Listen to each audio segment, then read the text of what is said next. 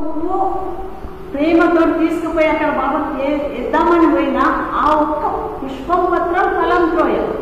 మరి అదే మళ్ళీ స్టేజ్ మీద చేయాలి, మళ్ళీ పుష్పాలు అందరితోటి మళ్ళీ పూజ ఏంటి చేయాలి బాబా. అది ఫస్ట్ అది చేపియాలి. ఎప్పటిలాగా జ్యోతి ప్రజ్వలనే చేసేది. దంత పూజ జ్యోతి ప్రజ్వలనే అవుతుండే.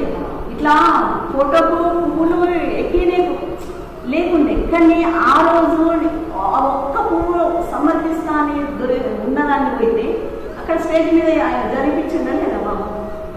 అప్పుడు అమ్మా అనుకున్నా నేను, బాబా ఉన్నావు. ఏదైతే భక్తితోటి ఒక్క పువ్వు నేనేం తీసుకురాలేదు, ఒక్క పువ్వు దొరికింది, ఆ పువ్వు బాబాకి ఎక్కిస్తాను వచ్చినా నేను లోపల. అది స్టేజ్ మీద అందరితో టచ్ చేసింది. అది బాబా దేవుడు అంటే అది అంతఃకరణ. నీ మనసును చూస్తాను. వేది గింత ఇచ్చినా ఒకసారి లలిత మేము గ్రంథం ఆవిష్కరణప్పుడు పోయినాం. లలిత పెళ్లి ఏం చేసింది డబ్బల కొన్ని దాని గింజలు తీసుకొని వచ్చింది లలిత. అయితే బాగా మంది ఉన్నారు, అది పోతలేదు బాబా పోరాదు కదా స్టేజ్ మీద. అయితే పక్కకు నిలబడ్డారు. నీ బాబా తీసుకుంటాడా కానీ రాజేందర్ అన్నాడు లలిత. బాబా తీసుకుంటాడా నువ్వు తీసుకుంటా మరి కొద్దిగా ఇదే ఎందుకు మనసులో అనుకుంటుంది పక్కన. అప్పుడు స్టేజ్ మీద కార్యక్రమం అంతా అయిపోయింది. లోపడిపోయిన ఇంట్లో పోయినాక అప్పుడు డబ్బా తీసుకుపోయితే బాబా నేను నోట్ చేసుకుని అందరికి వచ్చింది. ఎందుకు తీసుకోడు వీళ్ళు అనద్దు కదా అట్లా మాట.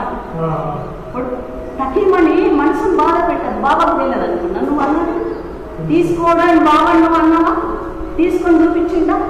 మరి ఇక్కడ అన్నమాట అంత దూరం అన్నమాట. అక్కడికి బాబాకి ఇట్లా తెలిసింది స్టేజ్ మీద. మళ్ళీ ఒకటికైతే తీసుకొని తినేనా లేదా రండి. మరి బాబాకి ఇట్లా తెలుసు. అప్పుడు నో మోషన్ రాదు. అందుకని అనర్థం మాటలు తింటాడా, బాబా ఇస్తాడా, బాబా దగ్గర పెట్టి ఏమి ఇస్తాడు, ఏం లభిస్తుంది అని అటువంటి మాటలు, కఠిన మాటలు మాట్లాడదు.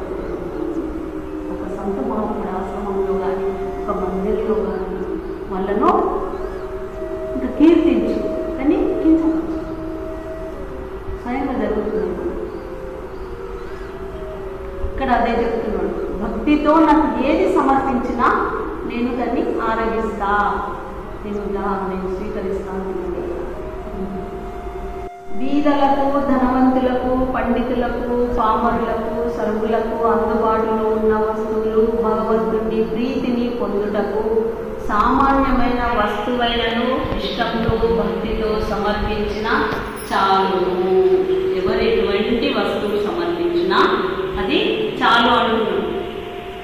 శక్తి లేని వారు మేము పెద్దవారము నైవేద్యంలో దేవునికి సమర్పించలేకపోతే దిగులు చెందరాదు.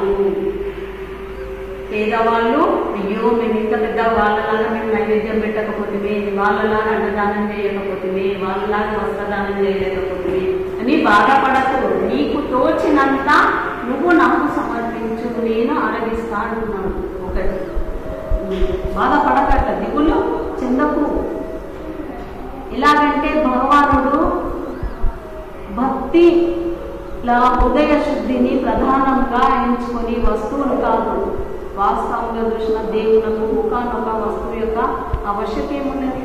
భగవంతుడికి వస్తువులతో పనేమున్నది, నైవేద్యంతో పనేమున్నది, ఈ దీపంతో పనేమున్నది, అగరబత్తితో ఏం పని ఉన్నది? పని లేదు. వాళ్ళ పువ్వులతో అన్నీ ఆ భగవంతుడు ఇచ్చినాయి. పువ్వులు కానీ, దీపం కానీ, నూనె కానీ, వత్తి కానీ ఆ భగవంతుడి యొక్క సృష్టించినవి ఇవన్నీ. కానీ ఆ సృష్టించిన వస్తువులను నీ ఇష్టంతో సమర్పించు.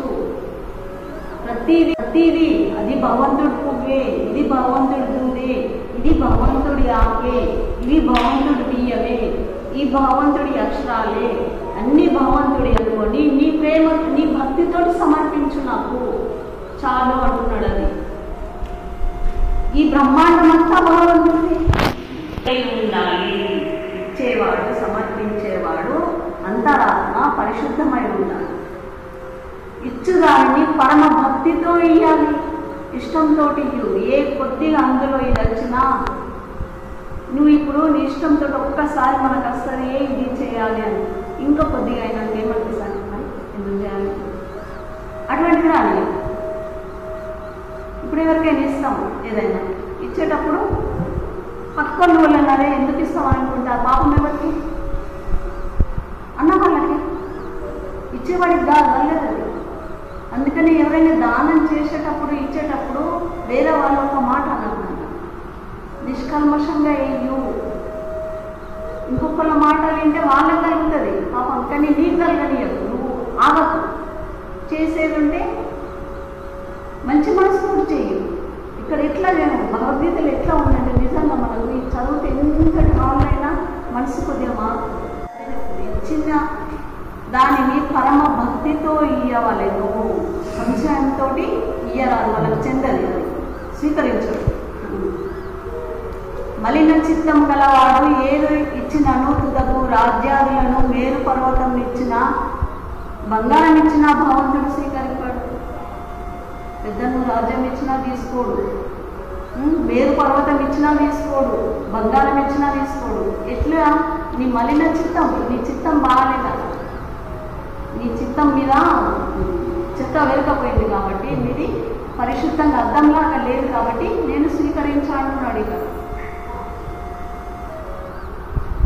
భగవంతుడు శుద్ధ చిత్తం గలవాడు, నిర్మలాంతకరణుడు. కేవలం ఒక ఆకు ఇచ్చినను, పువ్వు ఇచ్చినను, పండిచ్చినను, గరిటెడు నీరిచ్చినను మహాసంతృప్తితో గ్రహించును. అట్లే భక్తి లేకుండా రత్నరాశులు ఇచ్చినను స్వీకరింపరు. భక్తితో చిల్లి గవ్విచ్చినను ఆనందంతో తీసుకొను. ప్రేమను భక్తి గాని లేని దుర్యోధను నిండా ఆదిత్యంలో నిరాకరించి దయా ప్రేమ ఉట్టిపడుచున్న విదురుని ఇంట శ్రీకృష్ణమూర్తి ఆదిత్యంలో స్వీకరించు. దుర్యోధనుడు రాజు, విదురుడు దుర్యోధనుడికి రథసారిడు విదురుడు. అయితే శ్రీకృష్ణుడు ఇద్దరు, దుర్యోధనుడు పిలుస్తాడు, విదురుడు పిలుస్తాడు ఇంటికి భోజనానికి రమ్మని. అయితే శ్రీకృష్ణుడు విదురుని ఇంటికి పోతాడు, దుర్యోధనుడు ఇంటికి పోతాడు. ఇది గర్వం బాగా కదా, అహంకారం, రాజన్న గర్వం బాగా. అందుకని వాళ్ళ ఇంటికి విదురుడికి భక్తి ప్రేమ వాడు లేకపోని నేను వాళ్ళ ఇంటికి వస్తాను. బాబా కూడా అదే కదా, పేదవాళ్ళ ఇంటికి ప్రేమ ఉన్న వాళ్ళ ఇంటికి వచ్చిండు, భక్తి ఉన్న వాళ్ళ ఇంటికి. వేరే వేరే ఎందరో రమ్మన్నారు బాబా, వెళ్ళలే. ఇక్కడ నిర్మలనే ఎందరో అన్నారు బాబు. ఎప్పుడు ఈశ్వర్ సార్ ఇంటికి పోతారు, వాళ్ళ ఇంటికి పోతారు. వచ్చినప్పుడల్లా బాబా ఎందుకు మా ఇంటికి రావడం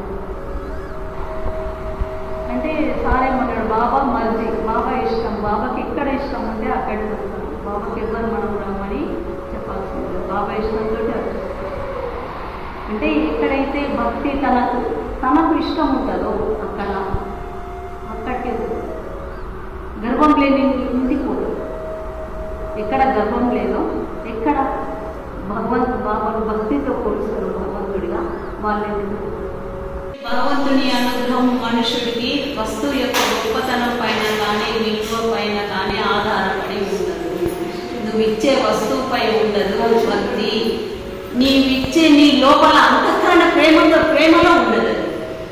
నువ్వు ప్రేమతోటి పిలిస్తే భోజనంతో ఇంత అది కడుపు నిండుతుంది. నువ్వు ఇష్టం లేని భోజనం పెట్టావు అనుకో, అది బట్టి అయిపోతుంది. నిర్మల భక్తి, నిర్మల హృదయము అతని యొక్క మనస్తత్వం పైనే ఆధారపడి ఉండునని ఇక్కడ చెప్తున్నది.